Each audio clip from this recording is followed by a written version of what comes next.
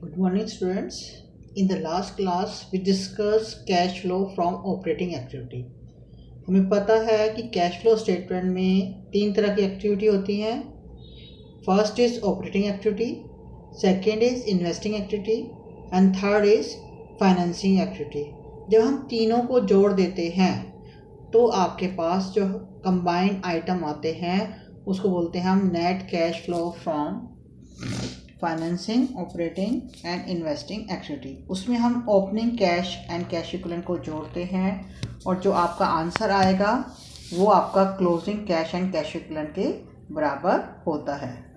ठीक है, तो अब हमने ऑपरेटिंग एक्टिविटी कर लिया है. अब हम इन्वेस्टिंग एक्टिविटी के बारे में कुछ सीखेंगे. जो भी क्वेश्चन हम स्टार्ट करते हैं उसमें ए पार्ट हम कर चुके हैं, that is called cash flow from operating activity. उसको हम ए से डिनोट करते हैं. जो फाइनल आंसर आता है आपका कैश फ्लो, अगर मान लो पॉजिटिव आंसर है तो कैश फ्लो है, और अगर माइनस में आंसर आता है फिगर तो कैश यूज लिखते हैं. तो वो आपका ए को जो है ए को डिनोट करता है. Second part is B, that is cash flow for investing activity. Investing activity का मतलब है हमने नॉन करंट एसेट या इनटेंजिबल एसेट्स में कितनी परचेज और सेल की हुई है उसको हम इन्वेस्टिंग एक्टिविटी बेटा बोलते हैं. जब हम सेल करते हैं किसी भी फिक्स एसेट को या इनटेंजिबल एसेट्स को तो हमारे पास कैश आता है तो उसे प्लस करते हैं जो है. और अगर हम जो है किसी एसेट्स को बेचते हैं यानी खरीदते हैं जो है, एक या तो बेचेंगे या खरीदेंगे. बेचेंगे तो कैश आएगा, खरीदेंगे तो कैश जाएगा.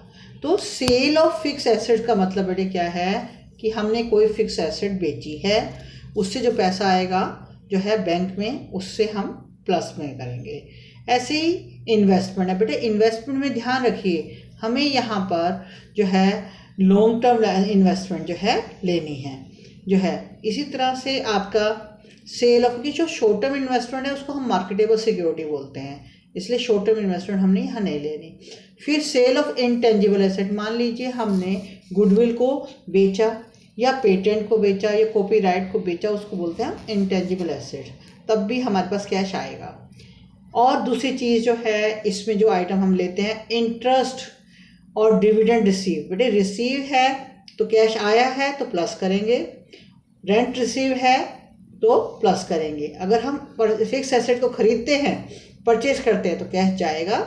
ऐसे ही लॉन्ग टर्म इन्वेस्टमेंट जो है अगर उसे खरीदते हैं, जो भी चीज़ खरीदते हैं तीनों चीज़, चाहे वो इंटेंजिबल एसेट हो या टेंजिबल एसेट हो, तो इससे क्या है हमारा जो कैश जो है वो जाएगा.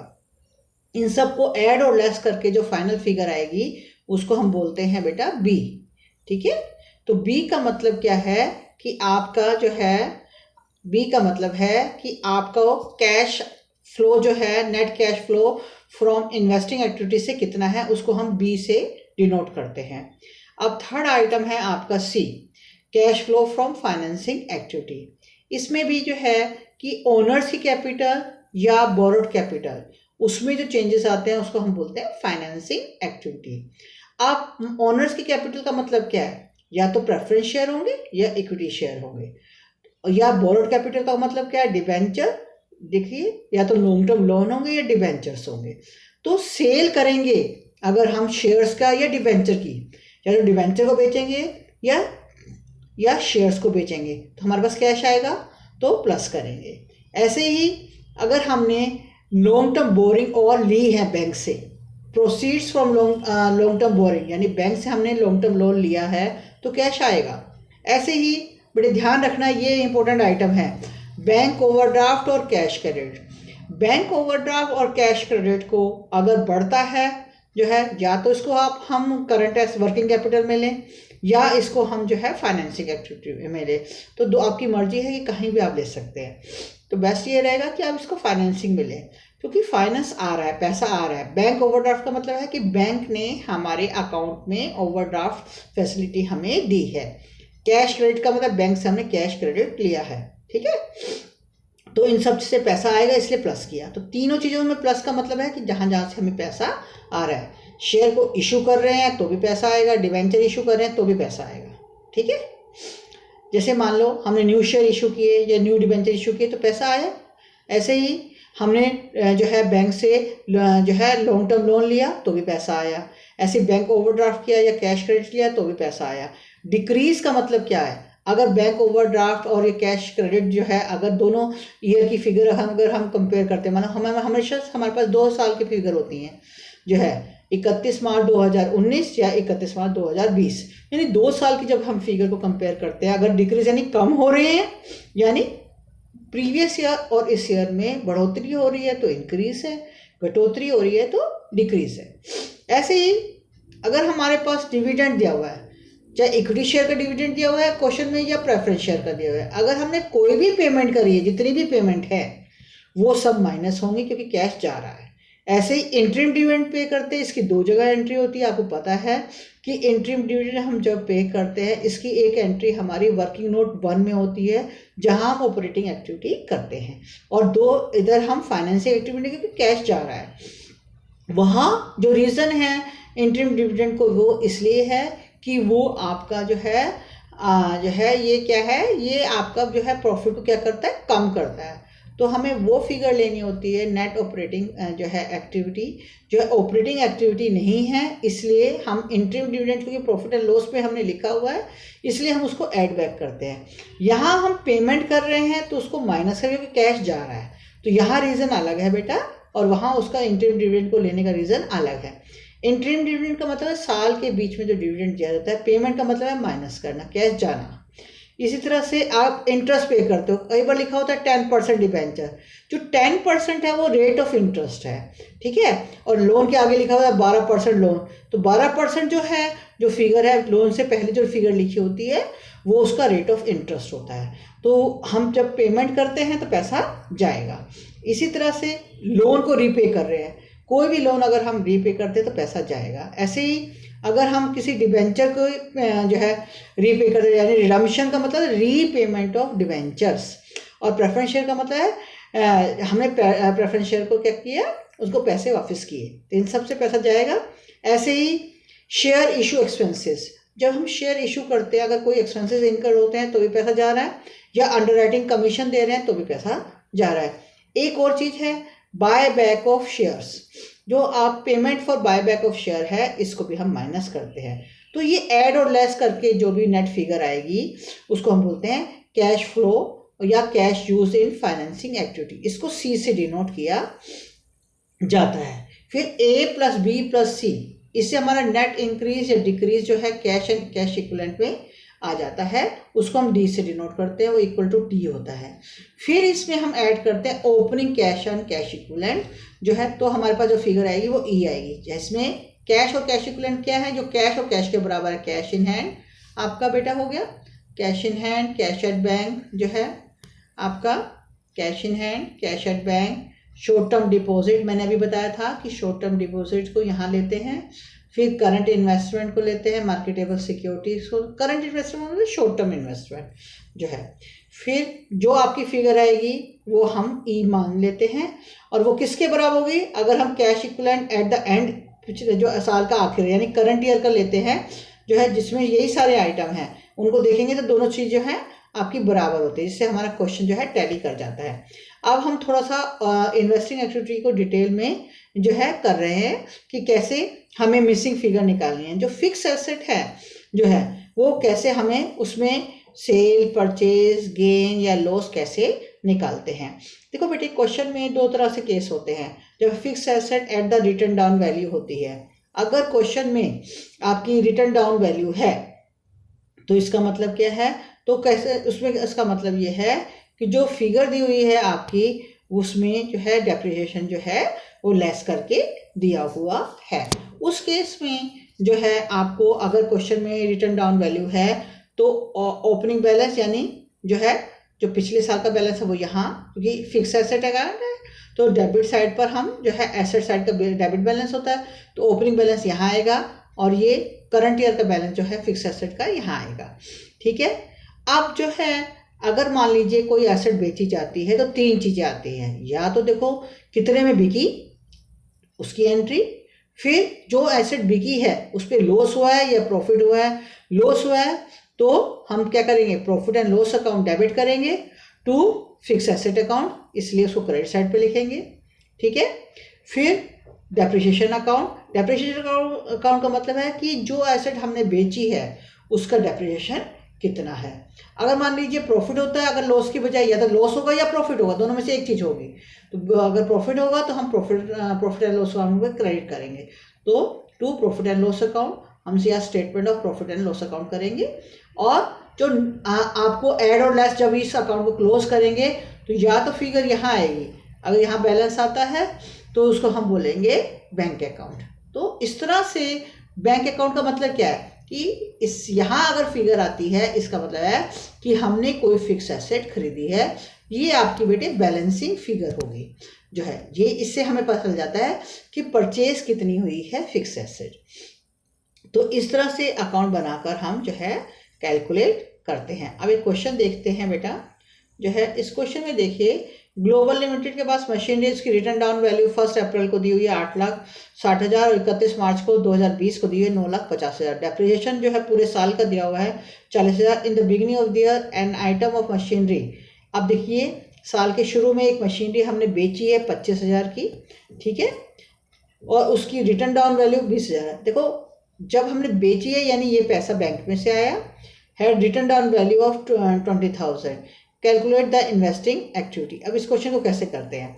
इस क्वेश्चन में सबसे पहले हमें मशीनरी अकाउंट बनाना है। हमें पता है कि मशीनरी जो है ओपनिंग बैलेंस 8,60,000 है, क्लोजिंग बैलेंस 9,50,000 है। जो एसेट बेची है क्योंकि उसमें डेप्रिसिएशन दिया हुआ है पूरे साल का, ये पूरे साल का डेप्रिसिएशन है उस मशीनरी का, तो ये 25,000 की बेची है।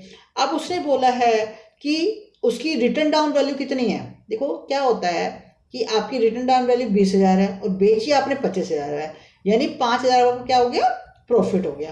तो वो प्रॉफिट को हमने प्रॉफिट एंड लॉस अकाउंट को क्रेडिट कर दिया या statement of profit and loss account को क्रेडिट कर दिया और मशीनरी अकाउंट को डेबिट कर दिया।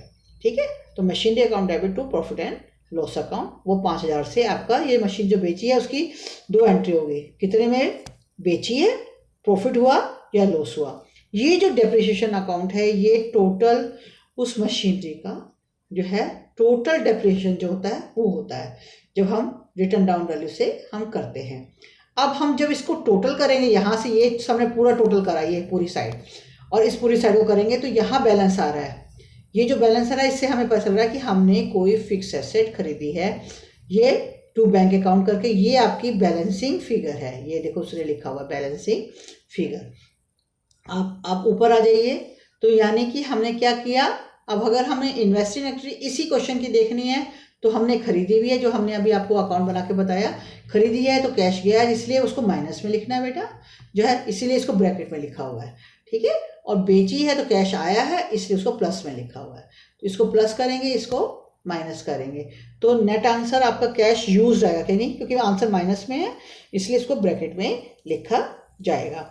अब है कि कई बार क्वेश्चन में कॉस्ट प्राइस पर एसेट दी होती है और एक एक्यूमुलेटेड डेप्रिसिएशन या प्रोविजन फॉर डेप्रिसिएशन अकाउंट दिया होता है।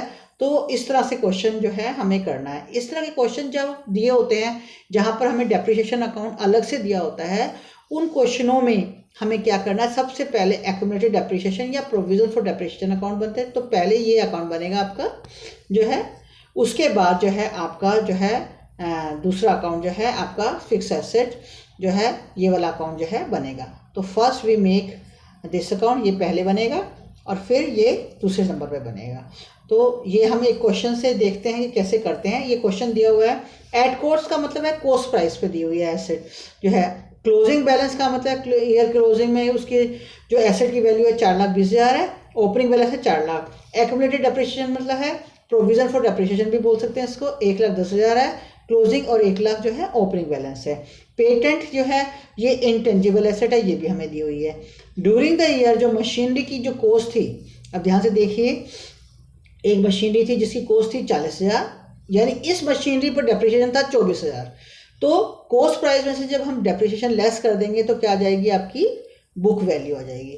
तो cost price minus depreciation is equal to book value. Book value क्या होगी, 40,000 माइनस जो है 24,000। तो वो आपका आ जाएगी बुक वैल्यू। बुक वैल्यू को हम कंपेयर करते हैं कितने में, वो बिकी है वो 20,000 में। अब इसको क्वेश्चन को करते कैसे हैं, मैंने आपको बताया था इस तरह के क्वेश्चनों में सबसे पहले जो है एक्यूमुलेटेड डेप्रिसिएशन अकाउंट बनेगा। पहले हम वो डेप्रिसिएशन अकाउंट बनाएंगे, क्योंकि ये एक्यूमुलेटेड डेप्रिसिएशन अकाउंट है बेटा, ये एक प्रोविज़न है तो लायबिलिटी है। तो जो ओपनिंग बैलेंस है वो क्रेडिट साइड पर है, क्रेडिट बैलेंस होता है कभी लायबिलिटी का, और क्लोजिंग बैलेंस जो है डेबिट साइड पर रहेगा। डेप्रिसिएशन जो है ये वाला जो है आपकी बैलेंसिंग फिगर है, ये कैसे आएगी, उसने ये बोला है क्या होता है, जब हम आपने 11th क्लास में देखा होगा कि जब प्रोविजन फॉर डेप्रिसिएशन अकाउंट बनाते हैं तो जब एसेट बिकती है तो इस डेप्रिसिएशन में से, एक्यूमुलेटेड डेप्रिसिएशन में से जो एसेट बेची गई है उसका हिस्सा जो है कहाँ जाता है, मशीनरी अकाउंट में। तो हमने यहाँ लिखा to machinery account, depreciation on the sold machinery. तो जो आपका रिटर्न डाउन वैल्यू मेथड होता है उसमें जो डेप्रिसिएशन होता है वो पूरी मशीनरी का होता है, और जो आपकी कॉस्ट प्राइस पे अगर मशीनरी दी हुई है तो जो मशीनरी बिकती है उसका जो डेप्रिसिएशन जो है एक्यूमुलेटेड डेप्रिसिएशन में से क्या होता है, डेबिट होता है। तो इतना हिस्सा जो है टोटल एक्यूमुलेटेड डेप्रिसिएशन में से 24,000 कहाँ जाएगा, मशीनरी अकाउंट में चला जाएगा। अब देखिए बेटा ऊपर देखिए मशीनरी अकाउंट बैलेंस ये दिया हुआ है, हमें गिवन है ये 4,20,000। अब जब हम तीन चीज़ें हमने लिखनी है, जब रिटर्न डाउन वैल्यू मेथड या कॉस्ट प्राइस मेथड जो है, दो मेथड हैं आपके, चाहे तो रिटर्न डाउन मेथड होगा या कॉस्ट प्राइस मेथड होगा। अगर कॉस्ट प्राइस मेथड है तो तीन चीज़ें हमें जब एसेट बिकती है वो लिखते हैं, कितने में बिकी, जो एसेट बिकी है उसका डेप्रिसिएशन कितना है, फिर उस पर लॉस हुआ या प्रॉफिट हुआ, पहला कितने में बिकी, उस डेप्रिसिएशन जो एसेट बेची है उसका डेप्रिसिएशन कितना है 24,000, कितने में बिकी है वो 20,000 में, और उस पर प्रॉफिट और लॉस हुआ वो कैसे निकला वो मैंने आपको बता दिया। कॉस्ट प्राइस में से डेप्रिसिएशन को लेस कर दीजिए, जो है जो आपकी वैल्यू आएगी उसको बोलते हैं बुक वैल्यू, उसको हम जो है मार्केट वैल्यू से कंपेयर करते हैं, जितने में वो बिकी है उससे हमें प्रॉफिट और लॉस पता चलता है। जैसे आपको यहाँ पर बताया गया है जो है 40,000 उसकी कॉस्ट प्राइस थी, 24,000 उसके बाद डेप्रिसिएशन था, तो ये आपकी हो गई बुक वैल्यू मशीनरी की, और कितने में बिकी है वो 20,000 में बिकी है, तो प्रॉफिट जो है कितना हो गया 4,000 का, वो हमने यहाँ लिख दिया। तो जब भी कोई एसेट बेची जाती है और हम कॉस्ट प्राइस मेथड फॉलो करते हैं तो तीन चीज़ें उस एसेट की, बेची हुई एसेट की लिखते हैं, उसका डेप्रिसिएशन जो बेची है वो कितने में बिकी, उस पर प्रॉफिट हुआ तो डेबिट कर दीजिए, लॉस हुआ तो क्रेडिट कर दीजिए। तो ये फिगर आपकी अपने आप ही आ जाएगी 60,000, इसका मतलब इतने की आपने मशीनरी जो है वो खरीदी है। ठीक है, अगर हम इसको जो है पेटेंट को देखें, पेटेंट भी हमारे इंटेंजिबल एसेट है, इसका ओपनिंग बैलेंस ये एसेट की तरह से ही करेंगे इसको, और इसका क्लोजिंग बैलेंस हमें दिया हुआ है। ठीक है, अब उसने एक क्वेश्चन में इसमें और भी कुछ लिखा हुआ है, उसको अगर हम देखते हैं, उसने ये बोला है क्वेश्चन में जो है patent was written off 40,000 and some patent were sold.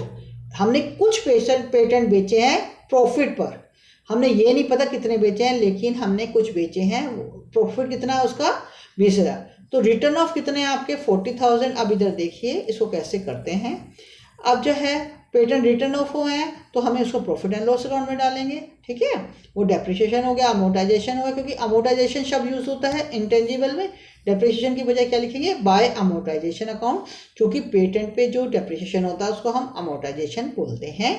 तो 40,000 वो हो गया आपका। ठीक है, ये हम अब निकालेंगे, तो ये हमें फिगर दी हुई है, ये फिगर हमें दी हुई है, हमें पता है कि गेन है 20,000 का। ठीक है, वो हमने यहाँ लिख दिया जैसे हमने ऐसे मशीनरी में लिखा था। अब जब हम इसका टोटल करेंगे तो यहाँ भी ये फिगर आई आपकी बैलेंसिंग फिगर, यानी कि जो patent some of the patent है ना, तो सम ऑफ द पेटेंट कितने बेचे हैं वो यहाँ से पता चलेगा। तो 1 लाख के हमने पेटेंट बेचे जिस पर प्रॉफिट हुआ आपका 20,000। तो इस तरह से क्वेश्चनों को जो है किया जाता है। अब ऐसे आप देखें, अगर इस क्वेश्चन को देखें, इलस्ट्रेशन नंबर 37 को देखें, यहाँ 10% इन्वेस्टमेंट है। जब भी शब्द ये 10% है, इसका मतलब क्या होता है, इसका जो इंटरेस्ट है इन्वेस्टमेंट का वो 10% है। तो ये हमारे 2 साल की फिगर दी हुई है, फिक्स एसेट भी दी हुई है। इसमें बोला गया है कि how the investment held in the beginning of the was sold at 10% gain, यानी कि आपने जो है आधी इन्वेस्टमेंट को जो है उसको बेचा है 10% प्रॉफिट पर। तो उसको जो है कैसे निकालते हैं जो है वो देखिए बेटा। इन्वेस्टमेंट अकाउंट बनाएंगे हम, ये हमें क्वेश्चन में दिया हुआ है बेटे, गिवन है 2,50,000, क्लोजिंग बैलेंस हमें दिया हुआ है।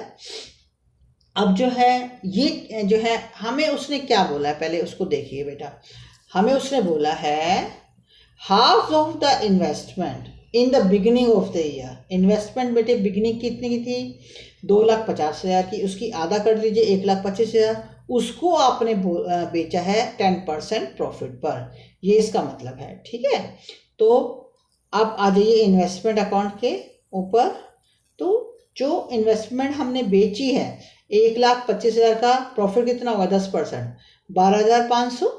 ठीक है, तो 12,500, अब देखिए 50% हो गई 12,500, 1,25,000, उसमें उसका प्रॉफिट जोड़ देंगे तो यानी कितने में बिकी है, वो हमने बेची है 1,37,500 में। कैसे आया ये कि क्या होता है बेटा 50% 2,50,000 का कितना है 1,25,000। ठीक है, उसमें प्रॉफिट जोड़ दो 10% इसका, तो जब हम प्रॉफिट जोड़ देते हैं कॉस्ट प्राइस में तो हमारी क्या आ जाती है सेलिंग प्राइस। तो ये सेलिंग प्राइस यानी कितने में बिकी है इन्वेस्टमेंट वो आ गई हमारे पास, वो बिकी है 1,37,000 में। तो इस तरह से हम वैल्यू को निकालेंगे, ये हम निकालने का तरीका है। जैसे ही हम इसका टोटल करेंगे तो हम ये देखेंगे ये फिगर यहाँ आ रही है, तो ये जो बैलेंसिंग फिगर है ये परचेज है, तो हमने ये फिगर जो है निकाल ली। तो जितनी इन्वेस्टमेंट हमने खरीदी वो एक फिगर हमारे पास बेटा आ गई, ये हमने लिख दिया। प्रोसीड्स फ्रॉम सेल ऑफ, जब आपने इन्वेस्टमेंट बेची वो 1,37,000 की बेची, कैश आया, आपने खरीदी भी है वो वर्किंग नोट में दिखाया है तो कैश गया, तो 3,75,000 हो गया। तो इस तरह से आपने किया। अब नेक्स्ट पार्ट उसमें क्या है, उसमें ये बोला है कि डेप्रिसिएशन फिक्स एसेट का जो है वो 1,00,000, ये पूरी फिक्स एसेट पर डेप्रिसिएशन है। और इन्वेस्टमेंट इंटरेस्ट रिसीव, अगर इंटरेस्ट रिसीव करते तो कैश आता है, तो ये हमने इंटरेस्ट रिसीव लिख दिया जो है। ठीक है, ये इंटरेस्ट रिसीव लिखा हुआ बेटा। फिर उसने डिविडेंड रिसीव ऑन इन्वेस्टमेंट, ये इन्वेस्टमेंट पर डिविडेंड है, तो ये भी आपकी इन्वेस्टिंग एक्टिविटी में आएगा क्योंकि मिल रहा है तो कैश आ रहा है। अब इसका फिक्स एसेट अकाउंट भी आप देख लीजिए। फिक्स एसेट में ये क्वेश्चन में दिया हुआ है बेटा जो है, ये भी दिया हुआ है और ये भी दिया हुआ है। तो जो बैलेंसिंग फिगर है जो है ये परचेज आ गई, परचेज में कैश जाएगा तो हमने यहाँ ऊपर लिख दिया। तो ये चीज़ जो है बाद में बनती है, तो हमने जो है लिख दिया कि कितनी खरीदी, ये वर्किंग नोट 2 में आ गई जो है कि कितने की हमने फिक्स एसेट खरीदी, ये हमने आपको बताया अभी। तो इस तरह से क्वेश्चनों को किया जाता है कि कैसे क्वेश्चनों को आपको करना है। तो आपका अभी तक सिर्फ हमने यही देखा कि cash flow from financing activity जो है वो कैसे की जाती है। अभी मैंने आपको फाइनेंसिंग का भी बताया था कि अगर आपके मान लो डिबेंचर या शेयर प्रीमियम पर इशू होते हैं जो है, तो उनकी जो है प्रीमियम का अमाउंट उसकी फेस वैल्यू में ही जोड़ के लिखा जाता है। जैसे प्रोसीड्स फ्रॉम इशू ऑफ, क्योंकि पैसा आएगा तो इंक्लूडिंग प्रीमियम लिखते हैं यहाँ, यानी प्रीमियम का जो अमाउंट है वो शेयर के जो इशू की प्राइस है उसी में ऐड करके लिखते हैं।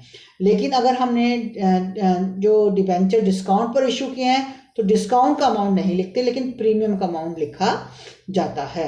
ऐसे ही आपने लोन लिया, चाहे आपने शॉर्ट टर्म लोन लिया बैंक ओवरड्राफ्ट और कैश क्रेडिट के फॉर्म में, या लॉन्ग टर्म लोन, दोनों तरह के लोन जो हैं आप इसमें लिखते हैं।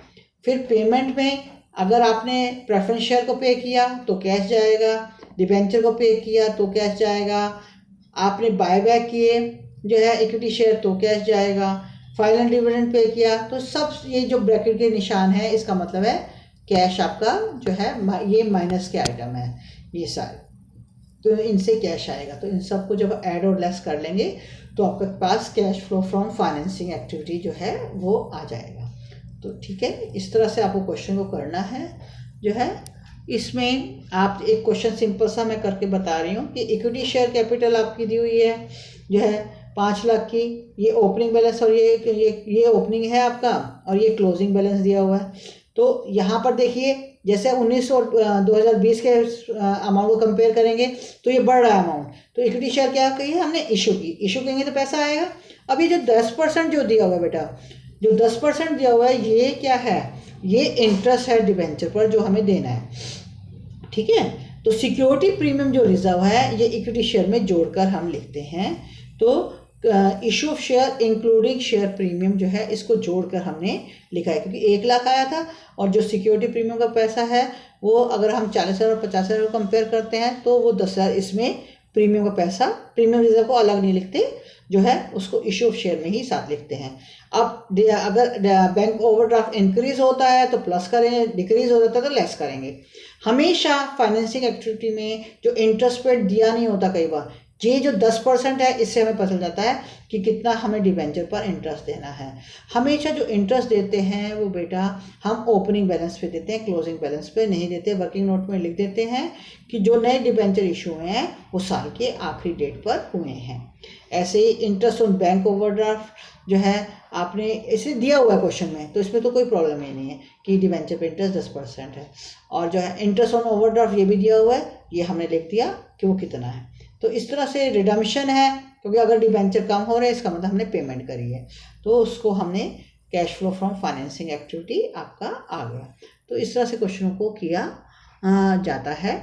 ऐसे ही एक क्वेश्चन और देख लीजिए जो है, इसमें आपका कैश फ्लो फाइनेंसिंग एक्टिविटी निकालने इक्विटी शेयर दिए हुए हैं। 19 में है 10 लाख और 20 में हो गए 15 लाख। डिबेंचर 10% है, ये जो 10% है ये रेट ऑफ इंटरेस्ट है और ये 8% है, ये भी रेट ऑफ इंटरेस्ट है। जो है 2 तरह के डिबेंचर हैं। और नीचे इंटरेस्ट पेड ऑन डिबेंचर भी दिया हुआ है, डिविडेंड पेड भी दिया हुआ है। During the year rayon limited issue किए हैं बोनस शेयर। बोनस शेयर को नहीं लिखते हैं क्योंकि ये जस्ट एक कैपिटलाइजेशन है, इसलिए बोनस शेयर को कैश फ्लो स्टेटमेंट में नहीं लिखा जाता। तो अब आपको इसमें देखना है कि जो है अगर डिबेंचर से इशू हुए हैं 8%, वो 2 लाख के हैं बेटा, तो 2 लाख के हैं वो कैसे आए हैं जो है ऊपर से देखेंगे। अगर हम जो है आपके 2 लाख के डिबेंचर कैसे आए हैं, इशू शेयर कैसे हैं, तो आप देखिए बेटा डिबेंचर जो हैं आपके बेटे एक यहाँ पर तो 19 में तो थे 10% जो है 1 लाख थे, लेकिन 20 में जो है इसका मतलब रिडम्पशन हो गई, ख़त्म हो गए, पेमेंट कर दी। अब यहाँ पर 0 थे, ये 2 लाख हो गया, यानी ये इशू है और ये रिडम्पशन है। तो इस तरह से है हमने लिखा है। इंटरेस्ट पेड और डिविडेंड पेड ये यहाँ दिए ही हुआ है, वो यहाँ से हमने लिख दिया। और कैश फ्लो फ्रॉम ऑपरेटिंग, इसमें सिर्फ आपको ध्यान क्या रखना है कि जो बोनस शेयर जो होते हैं उसमें जस्ट जो है ना कैश आता है ना जाता है, उसको हम कैश फ्लो स्टेटमेंट में जो है उसको इग्नोर करते हैं, उसको हम नहीं लेते। ठीक है, तो इस तरह से आई होप आपको ये क्लियर हो गया होगा। तो है ये आगे वीडियो में हम थोड़ा सा और करेंगे। Thank you so much.